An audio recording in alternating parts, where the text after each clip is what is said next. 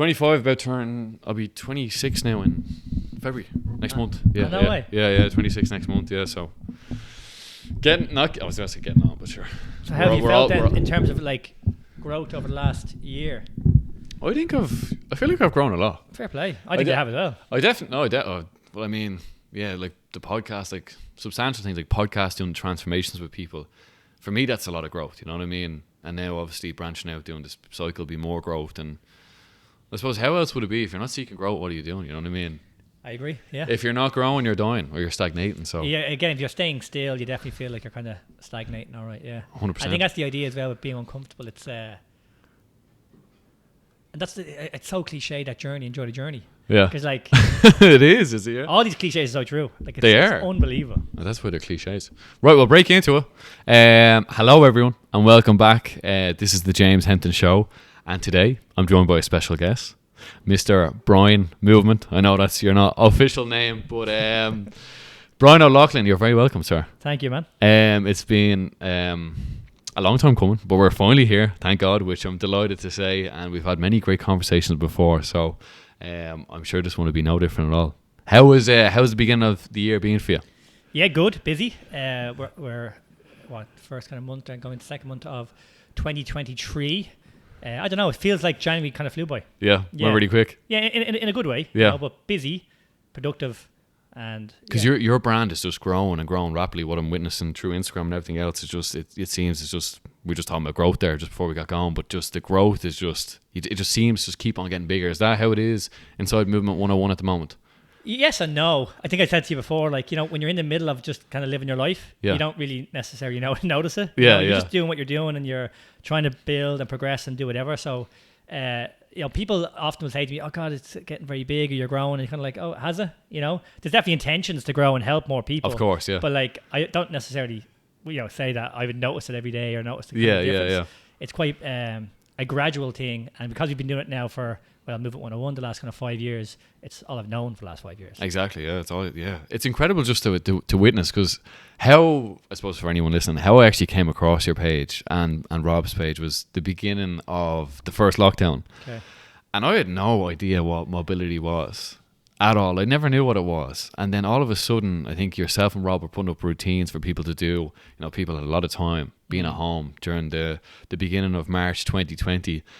And for me, I just fell in love with it because I'd never had a connection with my body before in that sense. And I have to say, mobility it's very intimate because it's all just you're really in touch with every joint in your body.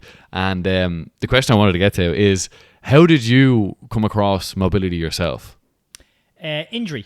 Oh, it was injury. Oh, yeah, that's right. So it was a shoulder injury. Is that right? Was it shoulder? Yeah. So I've been in the industry now 16 years, I think it's 16 years. And I don't know how long now, but say about 10, 12 years ago, I had a shoulder injury for 4 years that I couldn't get rid of. Yeah. And I tried to get rid of it. I paid like thousands of euro and got loads of different therapies and modalities that definitely helped me short term. Yeah. But I couldn't get moving pain-free, essentially. And it was actually one weekend that changed my mind about what I could do. Oh, really? This thing called ZOO. Did I tell you this before? No, I've never heard of this. ZUU. You ever heard of ZOO? No. It's a really high intense body weight. Is this like a Brazilian type thing? Is it? I don't think so. I think the man's from Australia, but like it's just so high intense. That and Anchor, I think is what it's called, ANKO or. Yeah. But it was a whole weekend of really high intense body weight stuff. I got through kind of relatively pain free with my shoulder. Yeah. Like I wasn't training properly upper body for a good 2, 3, 4 years. You know, I was in a bad way. So when I got through that weekend, it was the first time, particularly in about a year, but obviously over those 4 years, that I genuinely thought one day I could move pain free. Because I didn't think I could. And what were the sort of body weight exercises you were doing in the class? Like it wasn't necessarily that. It was just crawling around, doing animal movements. Just moving in a different way. Yeah, it wasn't even the movements themselves. The fact that I could do it. Yeah. I was like, fucking hell, actually, I can move pain-free. And where was the pain originally coming from? Was it, were you doing a certain, like, was it a movement or how did the injury happen? It's more of a progressive thing. Oh, okay. It wasn't necessarily one moment in time. Okay. Like, I remember bench pressing in the gym, and I don't exactly remember when, but there was just a bit more pain as the months went on. I got to a stage where I couldn't sleep on my left-hand side. Wow. As most injuries, most people, it's more holistic and accumulative as opposed to it was just one specific thing. Yeah. But I got through that weekend, like I said, relatively pain-free and being able to exercise. And I was like, fucking hell, maybe I should start to train in a different way. Wow. So I bought a pair of gymnastic rings. So that was my first purchase. And the rest is history. Yeah, well, I got myself moving pain-free somehow. And then like it just changed my mindset around training, around the ethos of helping people.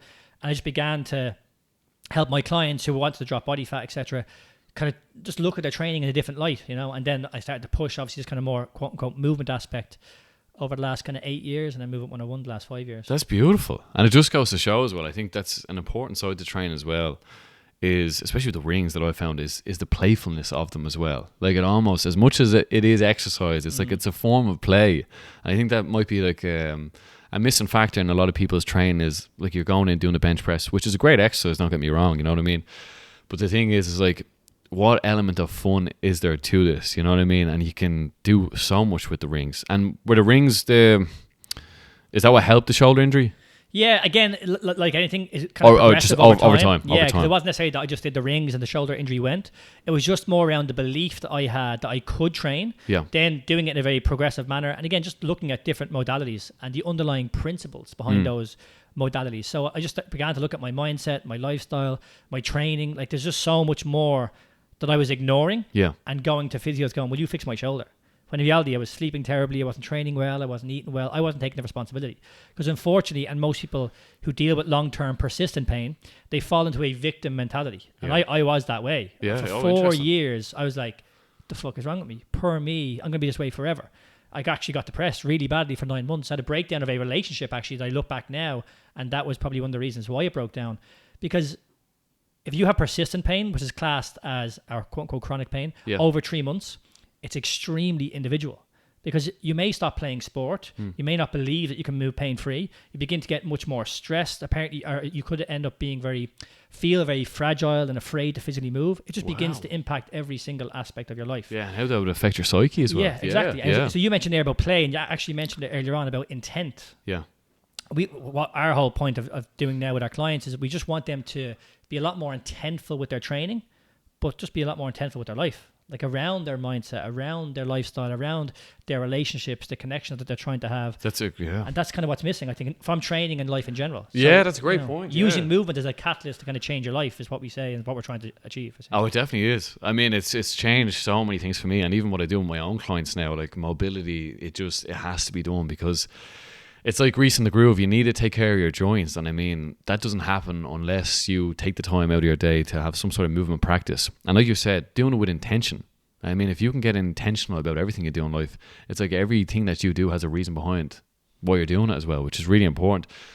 How long was it that it turned into Movement 101 after the shoulder injury happened? And then how did the business side of things come about? So, like I said, I got myself kind of moving pain-free, helping fat loss clients. So I still, under the guise of helping clients, you know, be more healthy and drop body fat. Yeah. But I used to help them with little niggles and introduce these ideas. And then like athletes started just to get on to me naturally as I began to share on social media.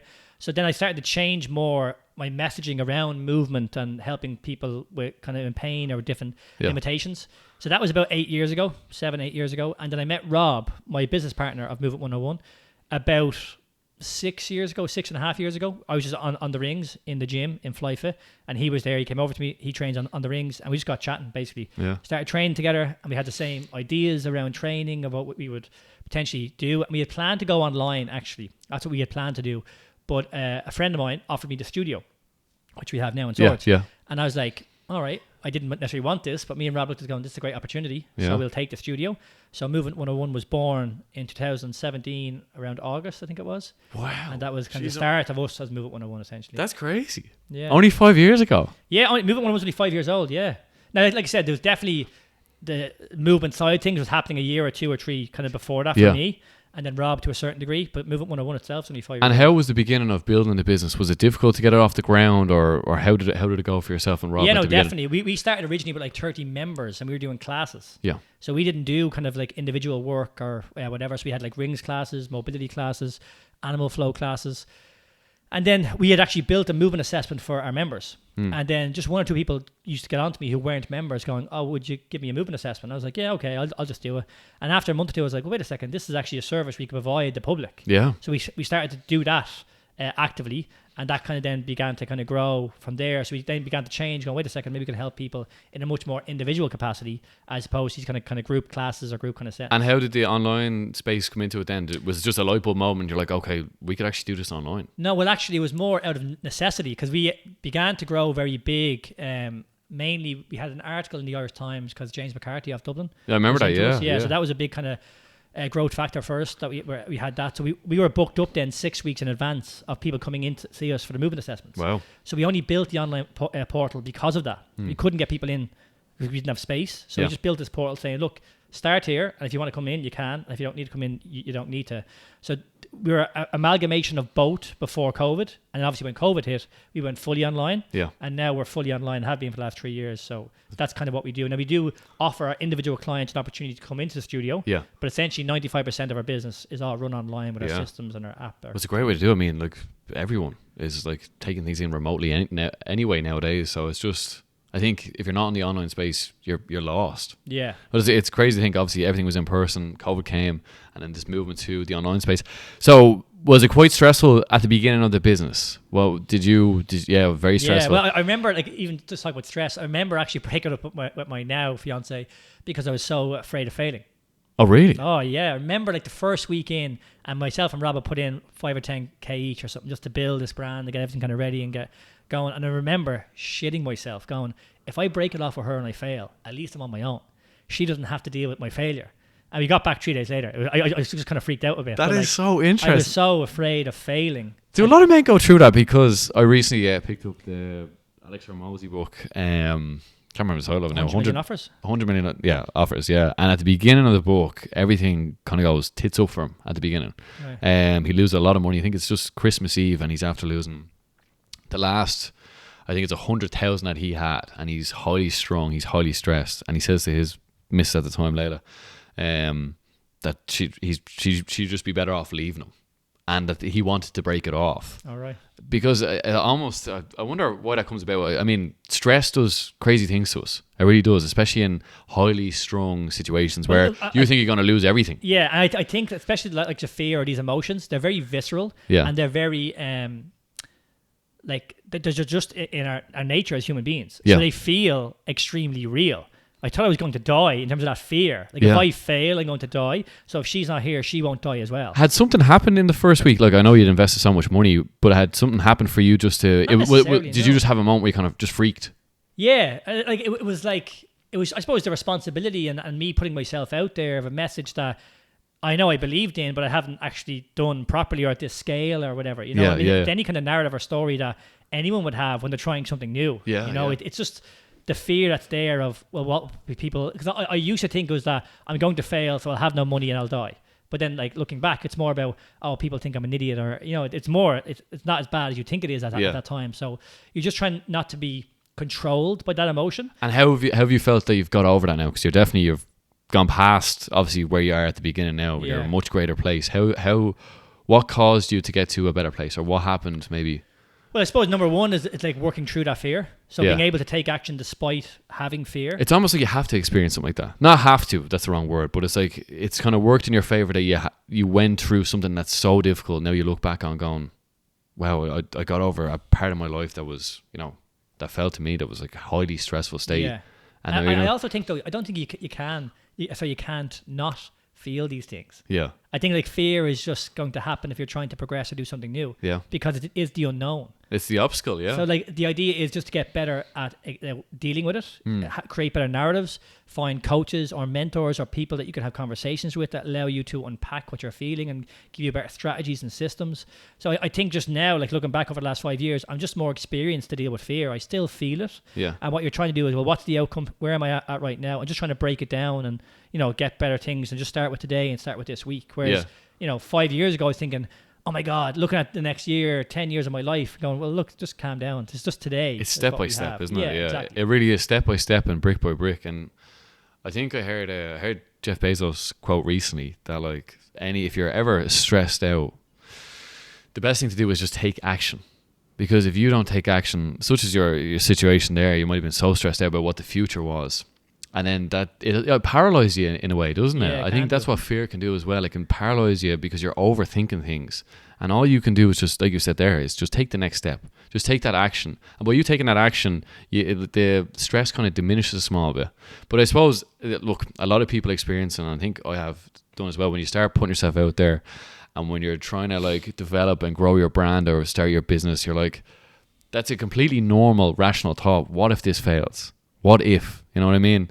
But look at you now, 5 years, 6 years later, Brian, and it's just it's incredible to witness and see like how far you've came since that. Obviously, when you went through that highly stressful state, there was a part where you did burn out at one stage. Yes. How far into the journey was that?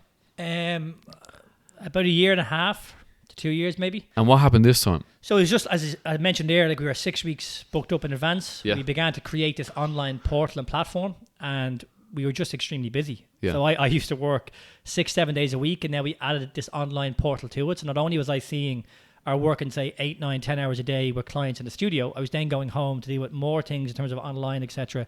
And we just couldn't handle the people. So I was happy to work. I wanted to grow the brand. I wanted to help as many people as possible. But we just weren't able to actually grow and scale at that level. It was just too much at the time. So I burnt myself out. I remember being in a workshop. I was delivering a workshop with 30 people in the studio, and I kind of came out of myself. I was looking down at myself. I was just like so exhausted. My nervous system was just completely shot.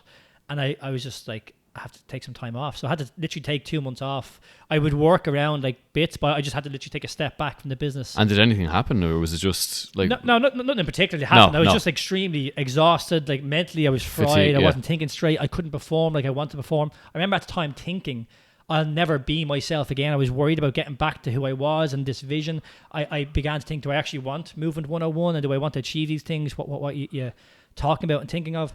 But I look back now, because I got better systems, standards, mentors, coaches in place, that there was so many signs that I just chose to ignore.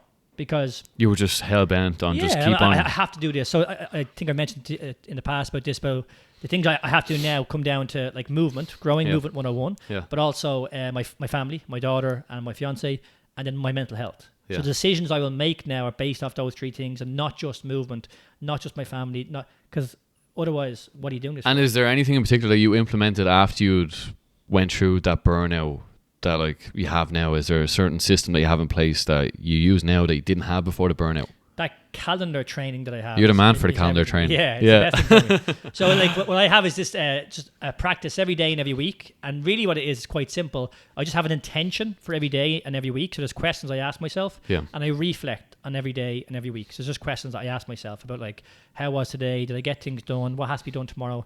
It's just to give me some level of awareness around what's going on. So that's something you didn't have before? Yeah, I didn't have that. I had a calendar of in here, but like there was no real intention behind it. There was no real reflection. It wasn't a proper system. And that's what I was lacking. I was lacking proper systems and standards. So the systems and standards that I have in my business now, I apply to my life, because that's how I'm able to operate. And you're much healthier for it as well.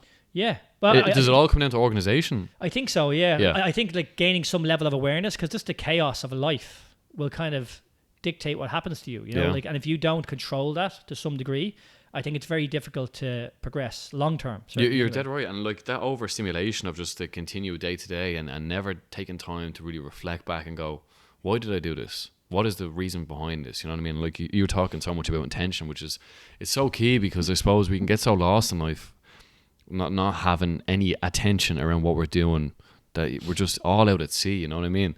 Tell me, in terms of business, what traits do you think are very important for someone to have, that you've witnessed maybe in your own business or just kind of business in general? Is there key traits that people have that stand out to you, or maybe something that you possess yourself? Yeah, I don't know, but me, you know, but just in terms of, like, I think what's been key for me and what I see in most entrepreneurs that I am friends with or kind of are successful is having a clear kind of vision and mission. Vision, yeah.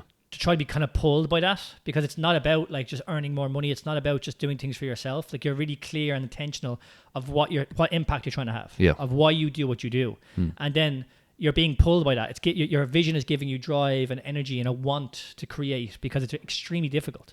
Like, it's really, really hard. Yeah. So just for me, that's been an absolute game changer. And then, like, obviously we talked about calendar and organization. I think that's important. But resilience, I think, is what it always comes down to. Being resilient as well. Yeah, because it's just so difficult. Like, I don't have all the answers. I struggle day to day. Like, it's not that it's easier. I'm just a little bit better at dealing with the chaos. I'm a bit more resilient from having the experience and having better systems in place. Yeah. And we talked about our podcast about growth. It can be quite uncomfortable. And now the idea is to kind of go and seek that and understand that it's okay to feel fear. It's okay to not have all the answers, because we all experience the same thing. Yeah, that's so true. But we can adapt to that. We can get better at the chaos and organizing. And tell me, what was you were journaling about? We just spoke, like we were saying before the podcast got going. What was the title of? The Hardship of Progress. The Hardship of Progress. Yeah, because before I was doing Movement 101, I would have looked at progress and hardship from a training perspective. I think that's quite easy. Like, we have to push ourselves. We have to, feel burn in our muscles. We'll feel DOMs. We'll sweat. We can't breathe. We know we have to physically push past what we're capable of, and the body can adapt. But it's the same with every single aspect of our life. So that comes to me being a father. That comes to me being an entrepreneur, me being a leader of my team, whatever it is. If I want to progress down those avenues, there's going to be hardship. Yeah. So I have to almost seek that, but know that it's difficult. Yeah. And that's okay. So if I know it's going to be difficult, what needs to be in place to allow me step forward into that with much more intent? And for me, it's about being organized. It's about having good systems and standards, having good people around me who can be open and honest with and learn from. So, for example, I'm on 1 year no beer. I'm not drinking currently. What was the question I was going to ask you? Anyway, That's brilliant. That's brilliant. There's a system that I've implemented. I'm not a big drinker, but it's just a system I have now. Is this since the beginning of the year? Since the beginning of the year, yeah. Now, like, even last year, I would have drank maybe, 6-7 times. Like, not many. But the idea now is, like, drink just doesn't serve me, that's a system that I'm just not going to drink. I'm going to go 100% all in on just me working on what I'm doing kind of day to day and progressing in life.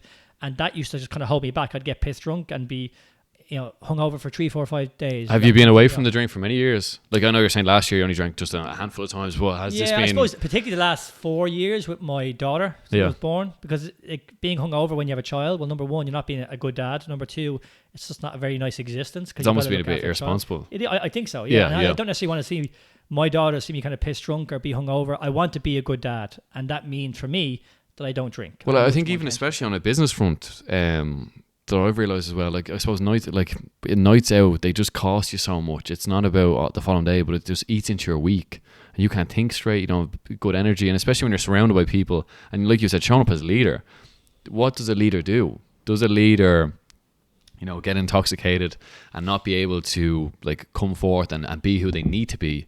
And I think that you make a good point there. Is just, if it's not serving you, why would you have it in your life? And tell me, with the alcohol side of things, is this something you want to do maybe going forward forever, or?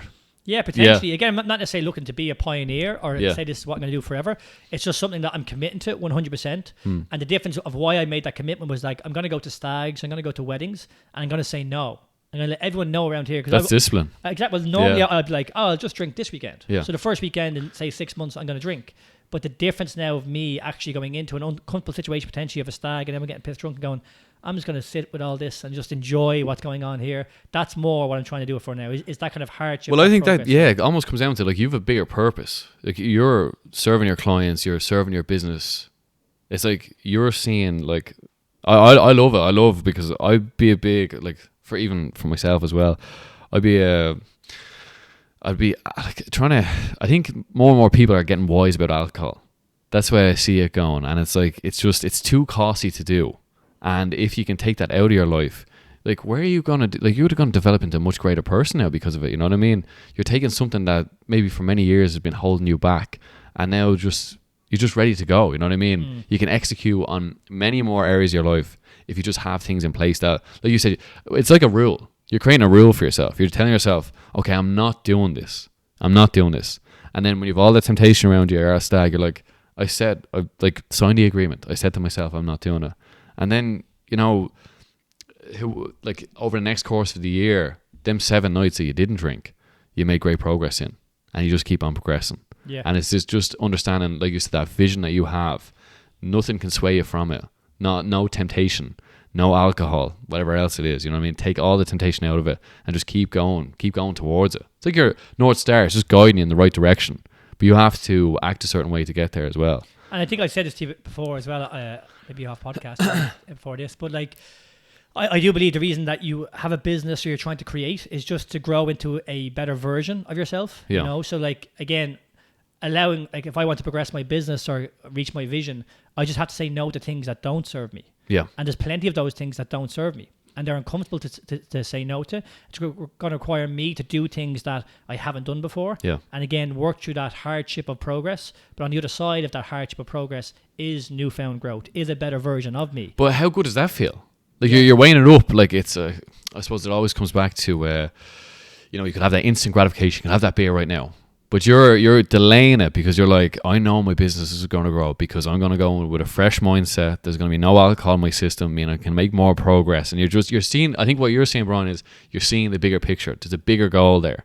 You have real ambition about you, where maybe someone that doesn't, they just want to get distracted with all these, whatever you can get your hands on, beer, etc., drugs, etc., and everything else. Is like they're short term. But you're seeing the bigger picture. You've got more ambition and drive, maybe compared to people that are going out there drinking. And I know we're condoning drinking here, and it can't hold you back. And it's more so because, again, for me, I'm 36 now. So up till about 25, 26, I would have drank most weekends. Yeah. And I would have got pissed. I was having crack. But really what I was doing it was to get my primary needs met. It was helping me contribute. I was feeling much more connection with my friends. I was feeling a lot more certainty of who I was. Yeah. Because I didn't have that purpose or that passion or that fulfillment in my day-to-day life. Yeah. So again, movement and my business and my life, my family, my daughter have allowed me to have.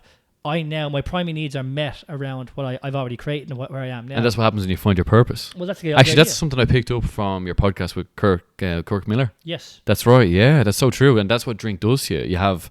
Was it contributions? You've got variety with it as well. Certainty in terms of I'm going to have this and feel a certain way, potentially confident. Yeah, exactly. You're going to have connection. Growth contribution. Growth, contribution, connection, certainty.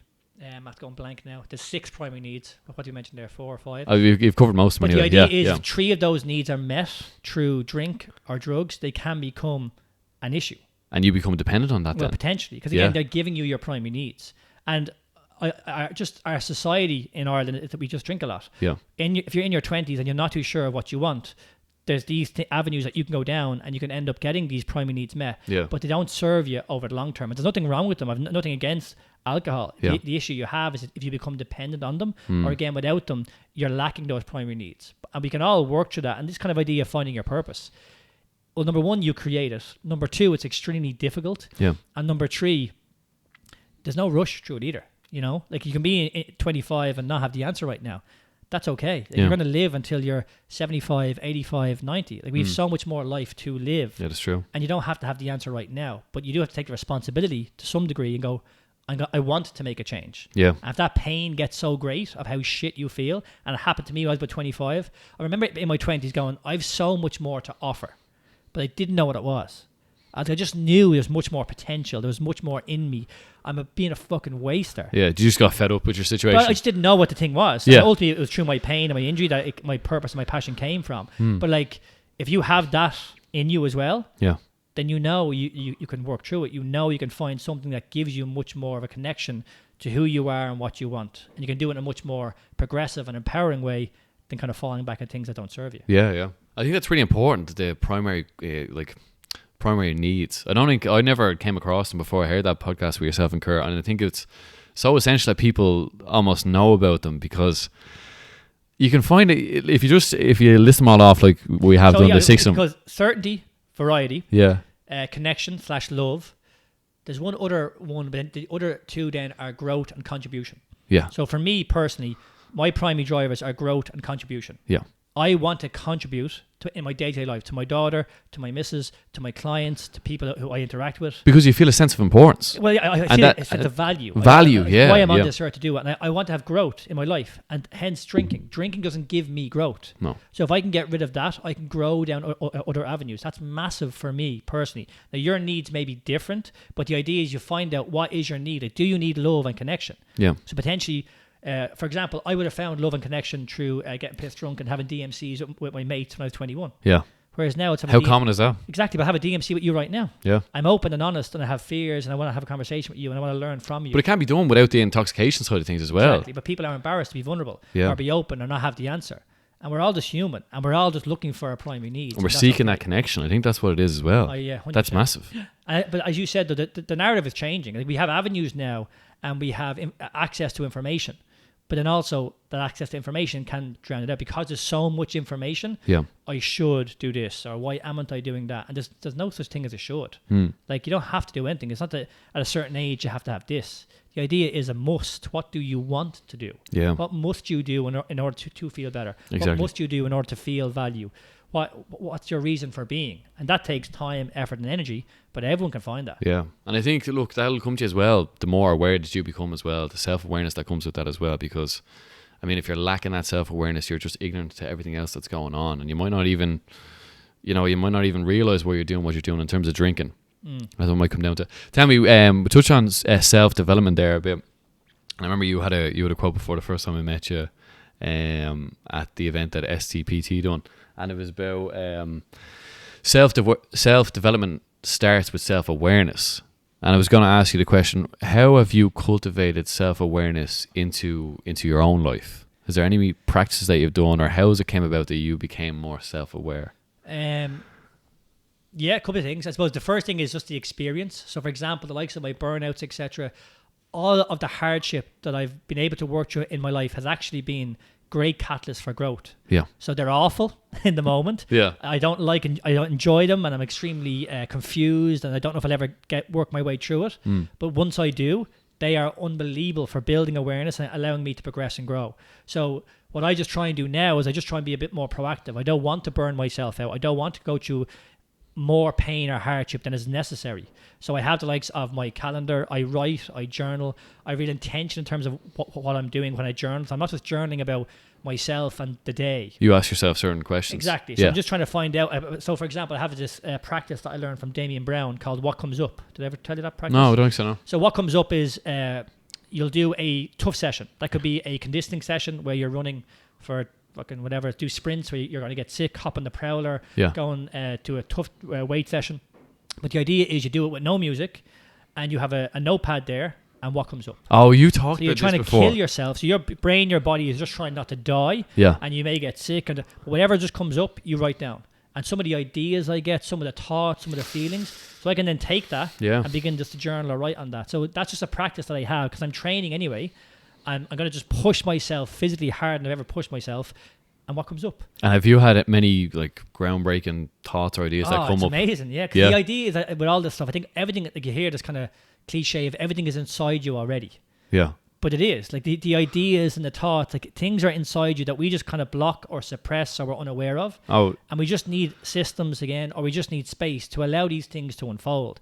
And not to try and find the answer, just to allow these things to unfold. And whatever comes up, comes up. Yeah. And from there, we can be a bit more retrospective or progressive and begin to kind of work on them. Yeah. But just systems like that, like writing for me has been massive. Like it's been a game changer. Yeah, I think you've a quote that you said to me, I think you paraphrasing Naval Ravikant before, but you read more to learn about others and you write more to learn about yourself. Yeah. Is that what it is? Yeah. Read more to learn about others, write more to learn more about yourself. And Peterson is mad for writing. Yeah. Just to understand yourself more, because the idea with writing, very similar to podcasting, we don't know what we're going to say. We don't know what's going to come up. And as a result, we can go, oh, okay.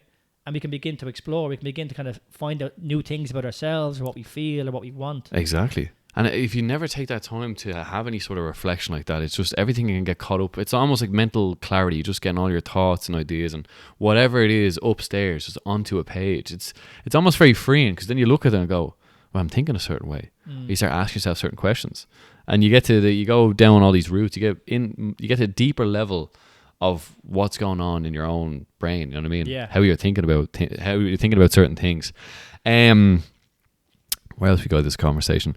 I want to touch on something I don't know a lot about, which is psychedelics. Okay. Have they played much of a role in your own life over the past couple of years? Yeah, they have over the last 4 years in particular, I'd say. Yeah. I started to do it the first time. So how did it come about? What was your interest in getting into them, or how did that come?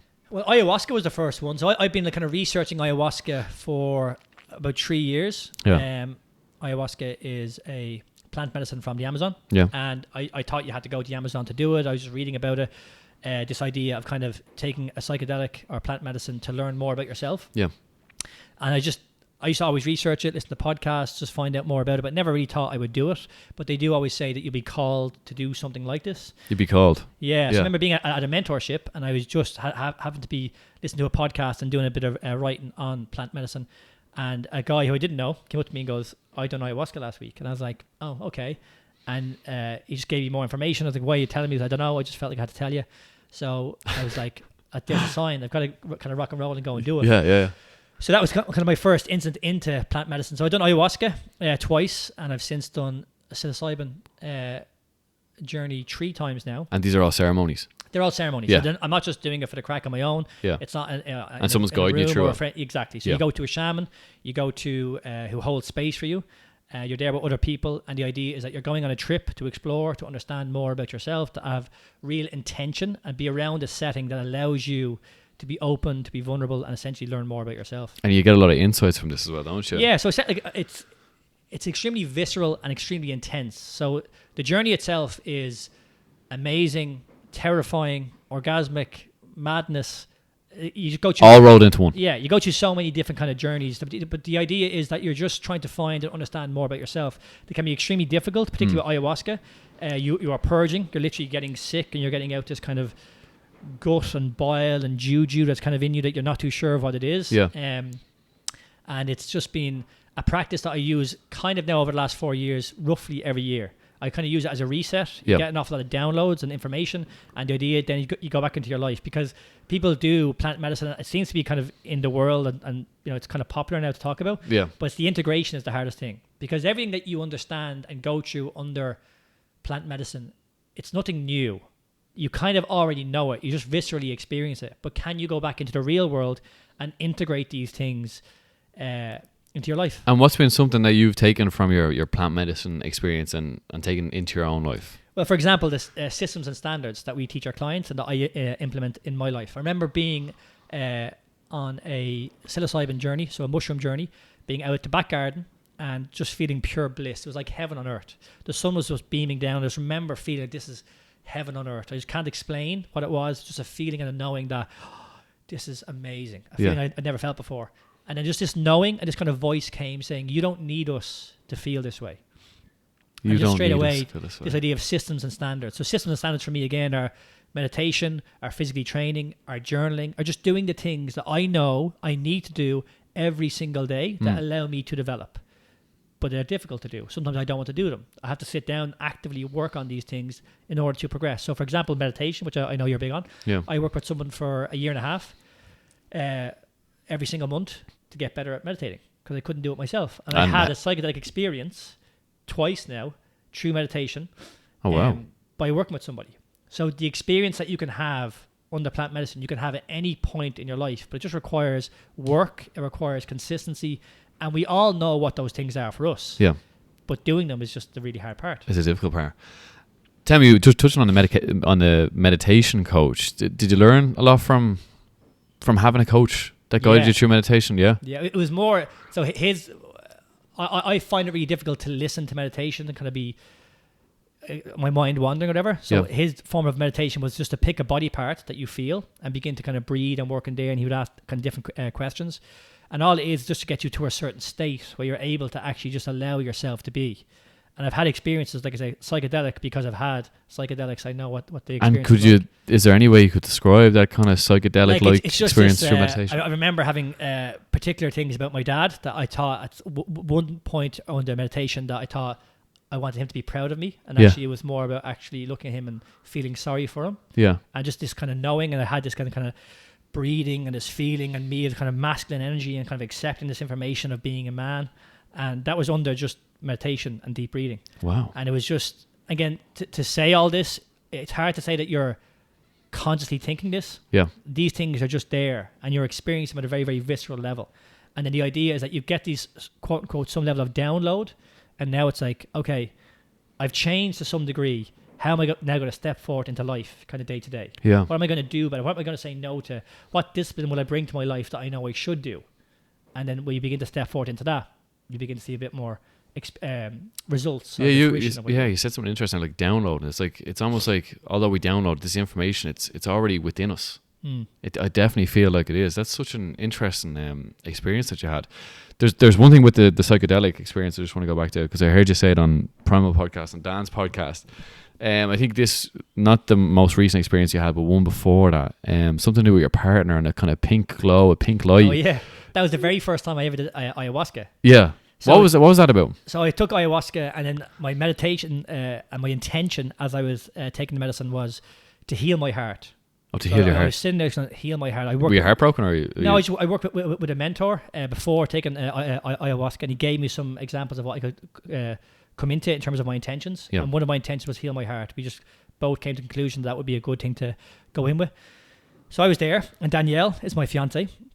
So when you're under the medicine, you're essentially, you've got a blindfold on, but it's almost like you're dreaming. Yeah. It's hard to explain, but you're just here, and there's a knowing. Like I don't get mad visions. There's just these things that are kind of happening. I'm dreaming, but I'm conscious. It's hard to explain. And Danielle was kind of coming and going, and I was really afraid to let her go. I just kept on like, oh, where are you going? Don't go. Don't keep coming back. But eventually I was like, no, just let her go. She's okay. So I accepted what it was, and eventually she went away. And I can only describe of this pink glow that came burning out of my heart. And I just felt this pink glow coming, and tears were streaming down my face. And it was a love I've never felt before. And as it was happening, it went on about 10 minutes. I thought it was the love for Danielle. And then I was like, wait a second. I know she allows me to love myself. And I was like, wait a second. This is just me loving myself right now. So this experience I'm having is this pink glow.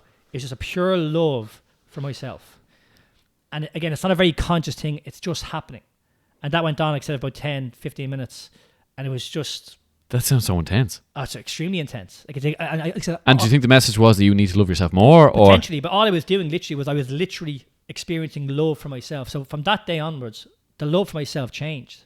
Wow. Everything changed. I can't explain it from a conscious level. This is so interesting, because I only had someone on recently talk about this, and the most important relationship that we have is the relationship that we have with ourselves.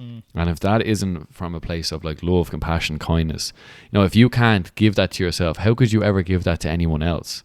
Such as, that situation that you were in where you were highly strung, highly stressed, highly fearful. You want to let go of everything, and you broke up with Danielle for a certain period of time, for 3 days, I think you were saying. It's like, when we're not in tune with ourselves, we start reacting different to the world. And when we come from a place of compassion and then that intense love that you were feeling in that situation, do you feel afterwards that you changed in how you were in terms of, But even that experience, because like, particularly with ayahuasca, the trip goes on for about 7, 8, 9 hours. Oh, wow. So that's only one moment in time of that trip, and you can kind of come in and out of a trip as well. Yeah. But there's extremely harsh moments, scary moments, amazing even moments outside of that as well.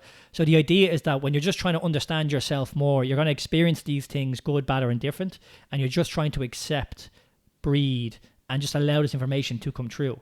And it's just a very, very visceral experience. And that's what I mean about integration. You're not using these experiences or psychedelics to change you or rely on them every single week. They're just giving you downloads and messages. Now, what are you going to do day to day?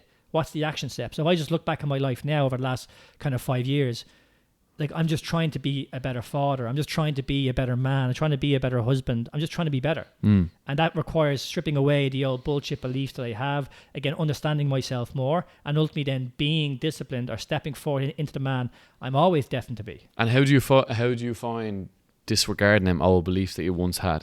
They're difficult, but hence why you have systems. So again, you're journaling on stuff, or you're writing on stuff. You step forward into fear. You begin to question things, because even again, like the things that I've quote unquote succeeded in my life, at some point I didn't believe I could do some of them things, and some things that I've done, and that's just like proof that I could do whatever I want. But I do believe genuinely, as humans, we're here to create. Yeah, oh, definitely. Yeah. But that idea that it's going to be easy, our passion is like nice and flowy, is actually quite the opposite. And hence why I like psychedelics. It's not something I would recommend to everybody. Yeah. But like, it's not nice. It's not easy. Like they're extremely difficult journeys. Like you're shitting yourself going into them. Going, what am I going to experience? What is it going to show me? Will I be able to accept this information? Yeah. Because you don't know what's going to come up. Well, the beauty is that message that lies behind it. It's obviously had a major impact on your own life every time you've 100%. Gone in. But it's like anything, I suppose. Anything in your life can be used as an avenue for your personal development. Yeah. So what's going to train later on? we might not want to do it. But if we're willing to work through that resistance and get it done, on the other side of that is the endorphins of feeling great, of getting that thing done. The growth. That thing done. Exactly. Yeah, growth. And that's just what all of this is. It's like deep down, we all know what we should do. But actually, knowing and doing, it's so difficult. I don't have the answer. I'm not saying that what I do is I'm perfect and I'm right all the time. I don't get things right all the time. But I have a want to grow. I have a want to continually improve. Yeah. That's what it is. I think Tony Robbins talks about, if you're progressing as a human being, you're always going to be happy. So once you're actually able to progress, you're okay. You don't need everything to be perfect, but you've got a North Star. You have something. You say aiming towards something. Yeah. So have a goal in mind, but what are you doing today about it? Yeah. It could be getting out of bed. It could be going for a walk. It could be doing a gym session. It could be whatever. But once you're actively working towards that goal, I think you'll feel better. Well, there's major reward in that, isn't there? When you're working towards something, it's like it gives you purpose as well. Where if it's just like life becomes too almost aimless if there's nothing there for you to aim towards. I remember a mentor telling me it's so much easier to die. 2 second branches just went off. I'm just starting again. We're all good. It's just we're good to go. Sorry about that. Might keep going. You were saying far away. Yeah, a mentor told me before, it's so much easier to die. As in, it's so much easier to stay in bed. It's so much easier just to stay comfortable. It's so much easier not to step forward into a newness or a discomfort or try to push yourself beyond what you believe you're capable of. Exactly, yeah. So I think, but that's the difference having conversations and surrounding yourself with people. When you are surrounded by people who genuinely want to be better and they want to have open and honest conversations, there's a huge avenue for growth there. Yeah. Because we're all just bumming along doing our best. And we don't all have, no one has the answer. So if we can connect on that level and have a real want to help each other and help ourselves, you've no idea what you can achieve. And it's beautiful, isn't it? I suppose when you have a group of people around you that are like that, it's just, you're heading in the right direction. Yeah, I like it. Yeah, exactly. Yeah, definitely so. You're creating the tribe that you want to have around you. And that's why I just think it's unbelievable at your age and having these conversations and having this mindset.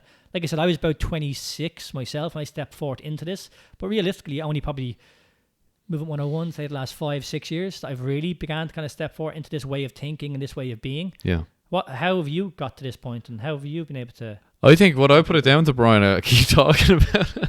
It's meditation. Yeah. It's just give me self-awareness and just this understanding that, like, I think what it's done for me, it's made me very emotionally mature. So I feel that I have great emotional control over myself. And just so in that sense, like when you have a negative emotion, you're able to work through it, or what? Yeah. Like if something comes over me, if I feel anger or maybe like a negative emotion, I'd never disregard the emotion. I try and understand it, and especially I'd never with emotional maturity. It's like it ties into like emotional intelligence. Like if I have a negative emotion that comes over me, if someone was to make me annoyed, I'm not going to act out on that. Okay, I feel it there, I can see it's there, but instead of me, reacting, I just respond in maybe just a way that just doesn't, fire a situation up. You know what I mean? If someone, and I just think it's how you deal with people, and I think just being in control of your emotions is really important. For how you even conduct your own business. You know what I mean?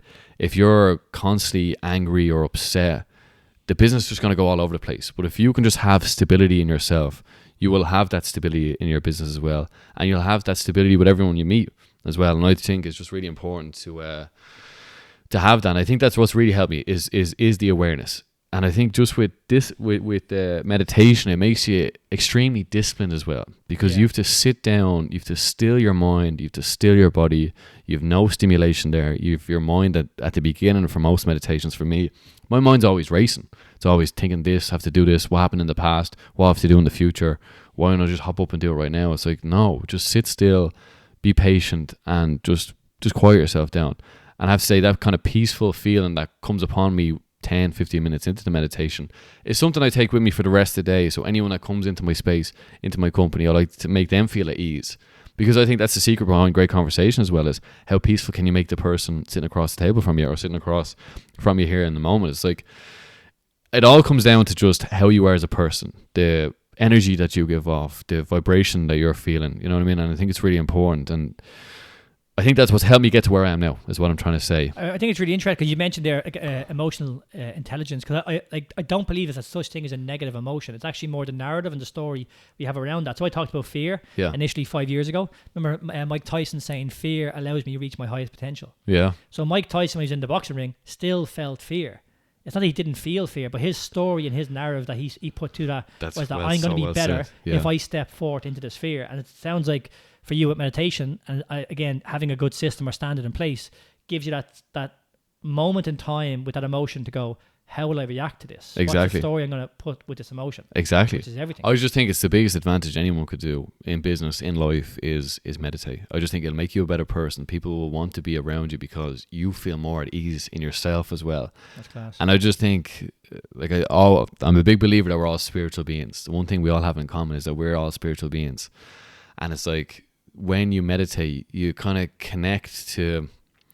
There's this source, there's something greater than just ourselves. That's what I believe as well. There's, it could be God. I'm not sure what it is in particular, but it's something out there, and there's great comfort in knowing that there's something bigger than me. It's very humbling as well. And I think it strips back your ego. You know what I mean? You don't think, although maybe you could say I've achieved great things by having this studio set up, by doing my own podcast. It's like, it keeps you very level-headed. I'm not too big for my boots. I know where I am, and yeah, I just think there's great insights that you get from meditation that you've got with the psychedelic experience as well. But I think that's the whole point. The idea is that it's a really good system, and meditation, again, is why we know we all should do it, but actually sitting down and doing the work is a difficult thing. Oh, it's so difficult. And that's where it is, the hardship of progress. Yeah. If you're able to sit down and begin to develop that practice, it's a life-changing practice. It is. That's one thing we started a conversation with, is that hardship. You know what I mean? Like we were talking about them moving mountains. You get to the top of the next mountain, and then you're like, geez, there's one over there. I've got to get to the top of that, and then the next one just keeps on going. But you said something that's really key as well. It's like,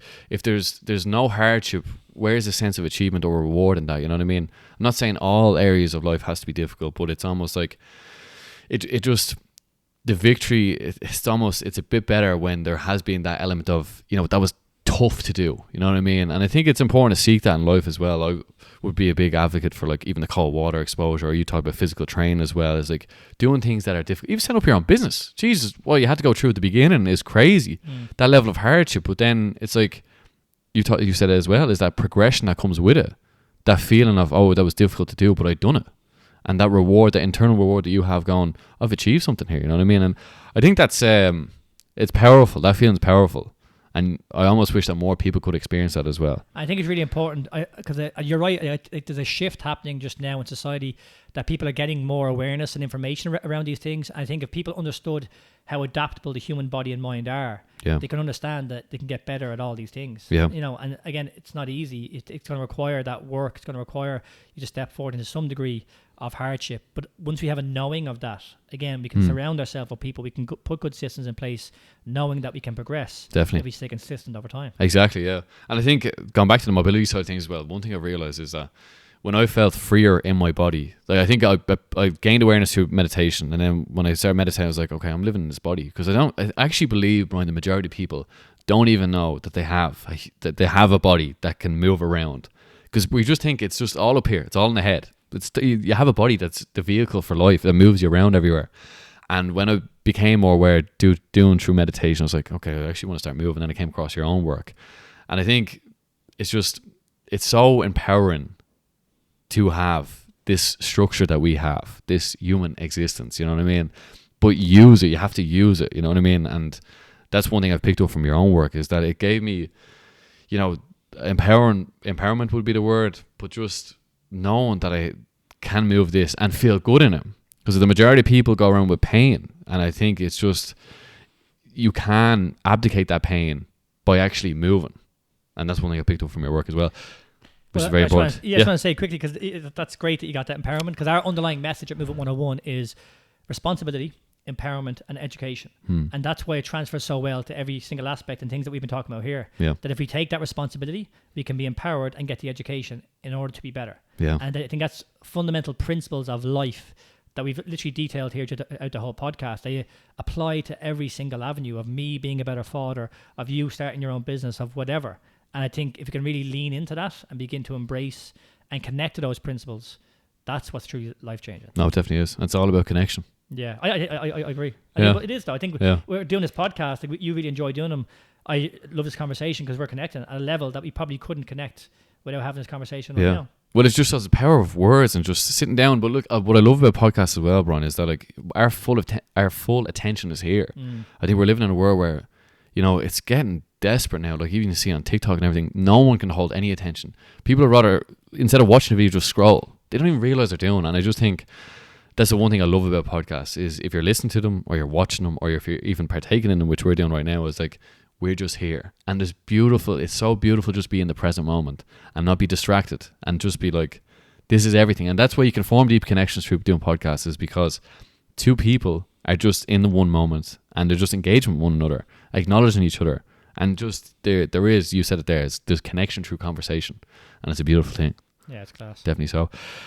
Brian O'Loughlin, it's been a pleasure. How long are we talking there? I think we're just about touching 55 minutes, just under an hour. I flew by. It's gone well. If anyone wants to find you or know more about Movement 101, where do they look?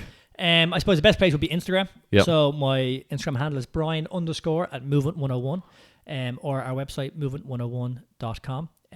But any questions that you have for me regarding programming or what we do, or if I can help at all, feel free to drop me a message. Let me know. Happy days. Listen, Brian, it's been an absolute pleasure. Thank you so much. Thanks, man. All the best. Take care.